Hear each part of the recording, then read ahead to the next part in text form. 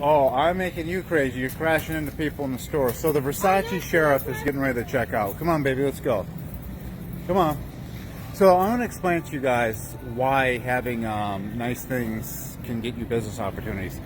It was almost like this. Remember I told you those Beretta 93Rs I own? Okay, I own 2 of them. There's only 20 in the United States. They'll never be able to be any more, meaning that I can keep these, okay? There's post samples that are worthless. Mine are keepers. Now I want you to think about this.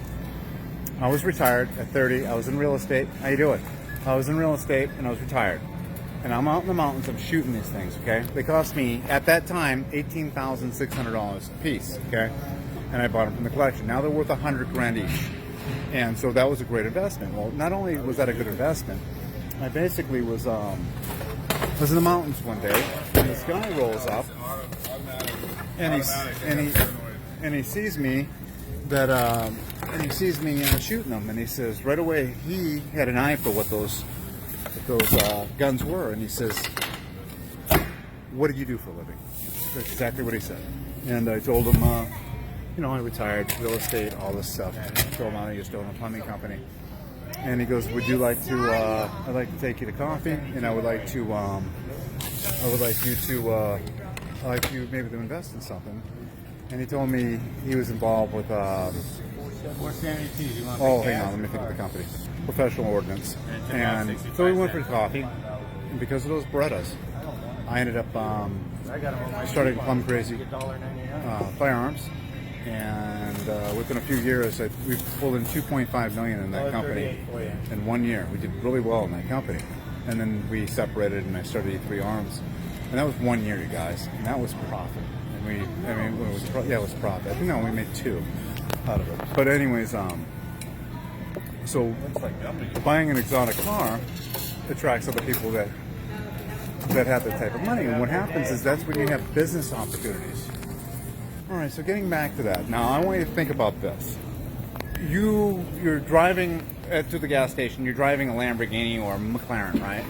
There's another guy who's wealthy. He pulls up to you and he's like, "Hey, man, that's a nice car. I used to own one of these, or I have a Ferrari in my garage. What do you do for a living?" "Oh, I own a gun factory." "Really? Well, you know what? I have this. I want to do that. My friend owns this, and my friend in this country is the general of this frigging military. And whoa, boom! There's the opportunity, right? But if I was pulled up in a freaking beat-up old car with rust, no opportunity. Do you understand? So it's not like, oh, Ed, you just want to be flashy. It has nothing to do with that. Yeah, it does. But no, it has a lot to do with that too. But let me tell you something. The perks of these things. Now, look, if I was to go to one of these big gun conventions, and I want you to think about this. I go to a big gun convention, right? And you got one guy who owns a gun company, right? And it could be a tiny little gun company. Maybe he produces 100 guns a year, right? And he's got an Armani suit on, okay? He's got a $2,000, $3,000, $4,000 suit on, gold watch, everything. Very professional. Knows how to talk, right?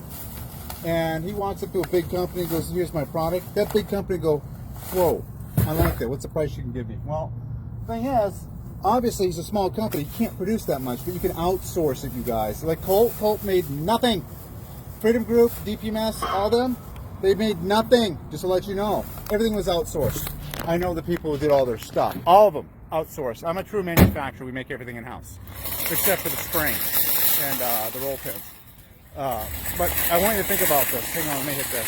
So now this kid, he's got the opportunity now, okay? And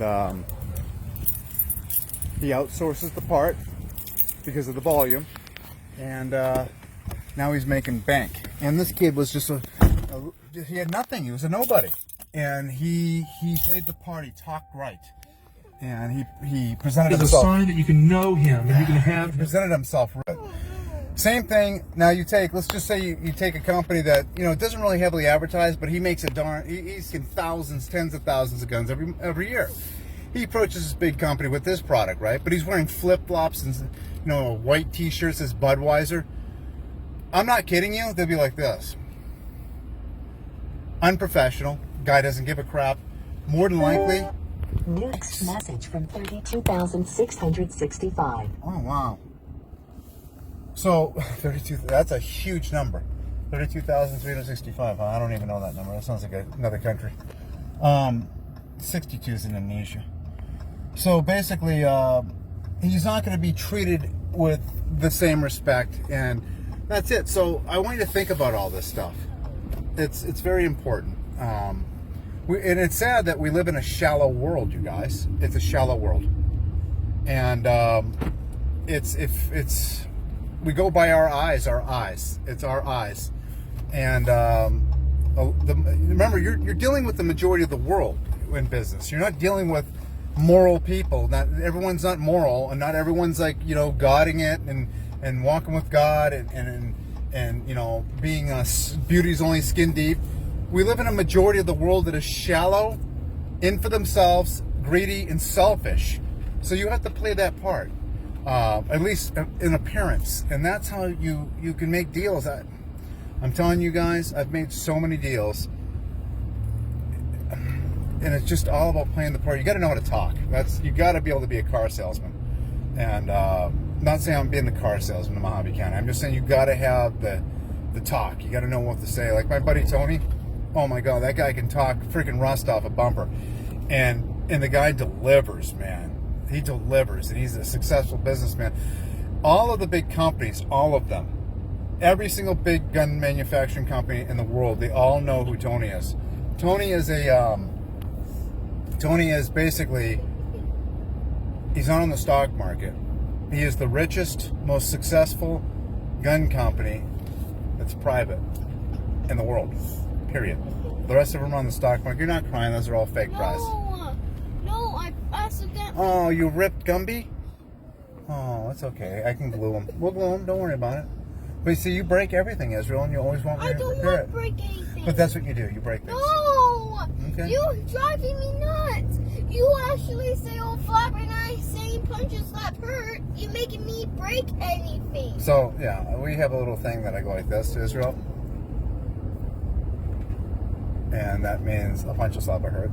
And it's a repetitive thing that we do back and forth, and we punch, slap, and we give each other like noogies and stuff, and he says I'm driving him crazy. Anyways, you guys, remember that name, Ed Mack.